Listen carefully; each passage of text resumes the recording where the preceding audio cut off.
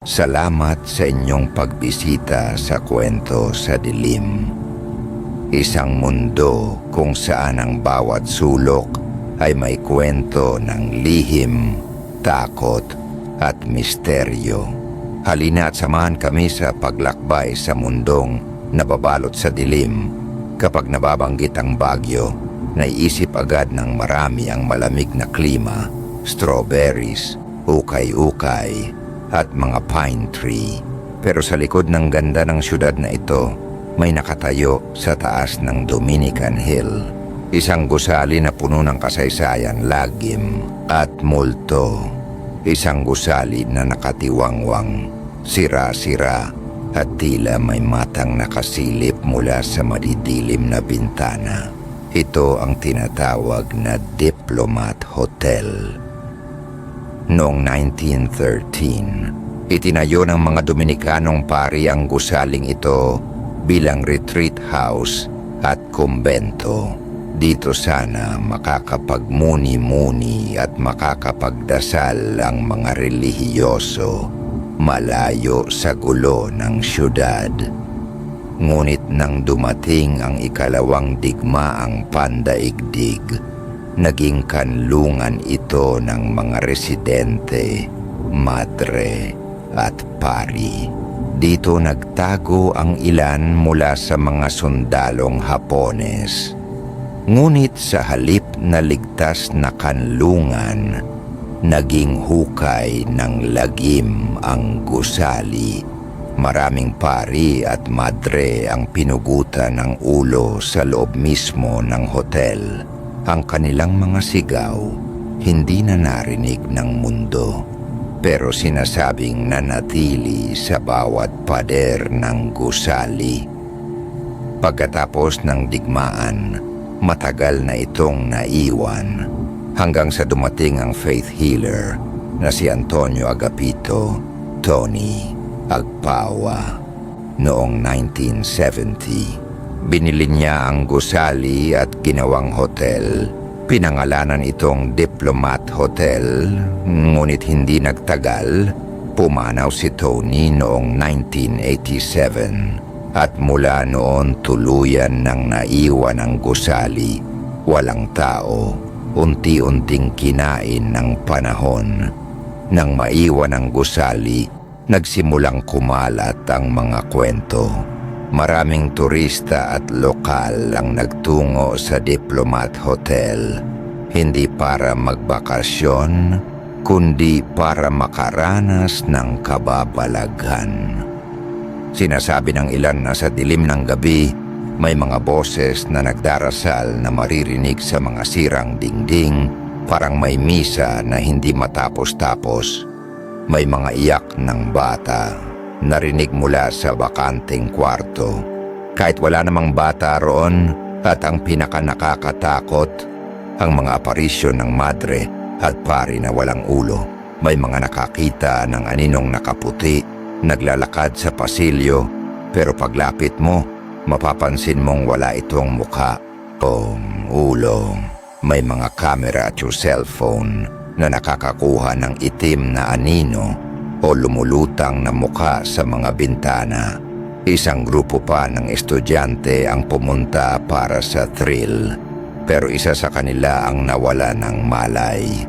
Habang nakapikit, paulit-ulit lang niyang sinasabi, "Patawarin mo kami, patawarin mo kami."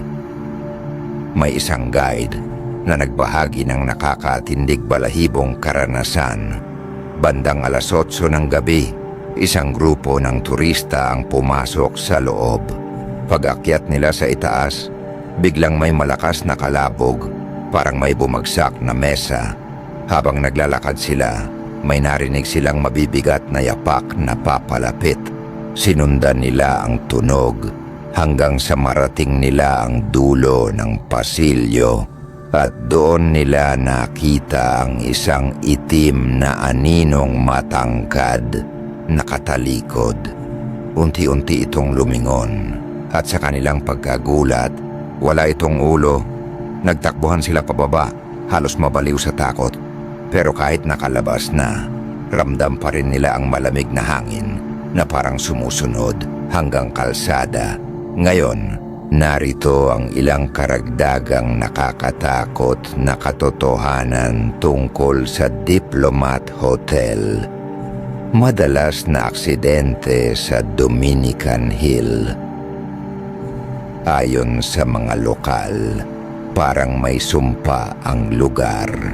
May mga motorista raw na biglang nagkakaaksidente dahil may nakikita silang aninong tumatawid sa kalsada. Mga bintana na may nakasilip. Kahit araw, may mga nakapapansin ng mga bata o madre na nakadungaw. Kapag nilapitan, wala namang tao. Mga gamit na biglang nawawala. Paranormal investigators ang nagkwento na may mga nawawala silang gamit sa loob. Flashlight, recorder, o camera battery na biglang bumabalik kapag nakalabas na sila. Mga sigaw mula sa rooftop. Ang rooftop ay madalas gamitin ng ghost hunters. Marami ang nakakarinig ng malalakas na sigaw o iyak ng babae mula sa itaas. Mga batang multo. Bukod sa mga madre at pari, may mga nakikitang aparisyon ng mga bata na sinasabing biktima ng digmaan o mga namatay ng naging hotel ito. Bigla ang bigat ng pakiramdam. May mga bisita raw na biglang nahihirapan huminga o parang may nakadagan sa dibdib nila sa loob. Mga kwartong ayaw pasukin. May mga parte ng hotel na hindi kayang tiisin ng tao. Ang pinakakilalang kwarto nasa dulo ng pasilyo kung saan ramdam ng mga pumapasok ang matinding presensya na parang may nakamasid lang. At heto pa ang ilang karagdagang alamat ng Diplomat Hotel. Kampana ng simbahan. May mga nagkwento na sa kalagitnaan ng gabi, may naririnig na tila kampana ng simbahan mula sa loob kahit wala namang kampana. Mga orasyon sa Latin. Sa mga electronic voice phenomenon recordings ng paranormal investigators, may narinig silang mga salitang parang dasal sa Latin, tila mga madre na naipit sa kanilang huling sandali. Misteryosong ilaw.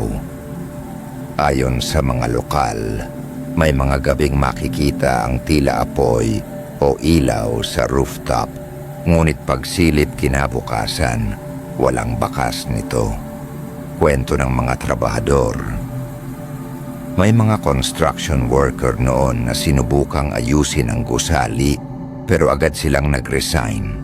Sabi nila, may mga gamit na biglang bumabagsak kahit walang humahawak at may malamig na presensya na parang nanonood habang sila ay nagtatrabaho. Enerhiya ng mga pasyente ni Tony Agpawa. Dahil faith healer siya, may mga haka-haka na naiwan din ang enerhiya ng kanyang mga pasyente sa loob. Kaya bukod sa madre at pare, may mga nakikitang aninong parang mga may sakit na naglalakad-lakad, takot ng mga guard. Hanggang ngayon, kahit heritage site na ito, aminado ang mga guardos at staff na ayaw nilang mag-overnight dito kahit bayad sila. Sabi ng mga paranormal expert, ang Diplomat Hotel ay isang imprinto ng matinding enerhiya. Dito pinatay ang mga inosente noong giyera. Dito rin namatay ang ilang pasyente noong hotel pa ito. Kaya ang mga kaluluwang iyon ay nanatili, umiikot, at naghahanap ng kapayapaan na hindi pa nila nakukuha. Isipin mo, nasa loob ka ng Diplomat Hotel, madilim ang paligid, tanging flashlight lang ang hawak mo. Habang naglalakad ka, biglang may malamig na hangin na dumampi sa batok mo. Naririnig mo ang mga yabag sa likuran. Mabigat, mabagal, papalapit, At bago ka pa makatakbo, may nakita kang imaheng nakaputi. Dahan-dahan itong gumalaw at dun mo mapapansin, wala itong ulo. Hanggang ngayon, nananatiling misteryo kung totoo ba ang lahat ng ito o bunga lang ng imahinasyon. Pero isang bagay ang malinaw. Ang Diplomat Hotel ay hindi lang gusali. Isa itong monumento ng nakaraan at isang alaala ng mga kaluluwang hindi pa rin nakakalaya. Kaya kung balak mong bumisita, tandaan mo, huwag kang tutuloy ng mag-isa. At kapag may malamig na hangin na biglang dumampi sa iyong batok, huwag ka nang lumingon dahil baka hindi ka na makauwi ng ligtas. At dito natatapos ang ating kwento. Kung inyong nagustuhan ang kwentong ito, huwag kalimutang mag-subscribe sa Kwento sa Dilim. I-like ang video na ito, i-ring ang notification bell, at i-share sa mga kakilala mong mahilig din sa mga kwentong katatakutan. Hanggang sa muli nating pagkikita.